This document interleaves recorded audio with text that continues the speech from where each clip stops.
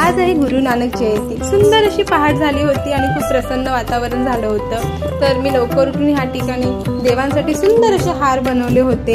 स्वच्छ असं पुसून गंध वगैरे लावून त्यांना फुलांनी सजवलं होतं। त्यानंतर या ठिकाणी मी गुळ खोबऱ्याचा नैवेद्य तसेच साखर आणि दूध याचाही नैवेद्य ठेवला होता आणि नाश्त्यासाठी आम्ही उपमा केला होता, तोही मी या ठिकाणी देवासाठी ठेवला होता। यानंतर मी बाहेर सुंदर अशी रांगोळी काढली होती, छोटीशीच होती। त्यानंतर मी उंबरठ्याला हळदीचा लेपही लावला होता, दिवाही ठेवला होता आणि मी माझ्या स्वयंपाकघराची या ठिकाणी पूजा सुंदर अशी करून घेतली होती। आता वाजले होते दुपारचे 12 आणि मी देवांसाठी ते नैवेद्य ठेवला होता। मिक्स भाजी, भात, डाळ, चपाती, पापड, लोणचं असा मी छोटासाच नैवेद्य ठेवला होता।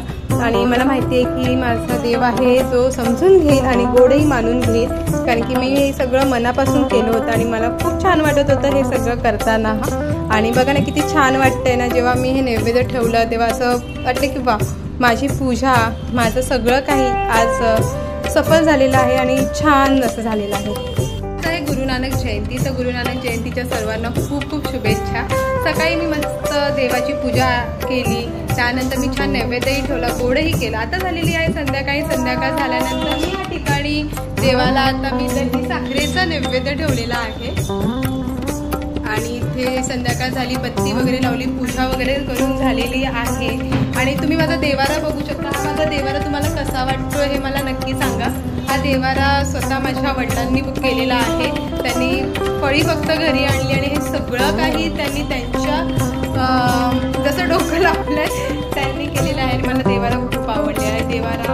आणि हे बघा तुम्ही, खूप अशी जागाही आहे या देवाऱ्यात, तर मला असं खूप छान वाटतंय आज, कारण की तुम्ही माझे खूप सारे 2-3 व्हिडिओ बघितले असते, माझा देवारा खाली असायचा, मग त्यांनी मला हे सगळं असं छान असं देवारा तयार करून दिलेलं। ही लायटिंगही त्यांनी केलेली आहे, पण इतकं भारी वाटतंय ना की मन प्रसन्न वाटते। हा देवारा बघूनच असं वाटतं की वाव।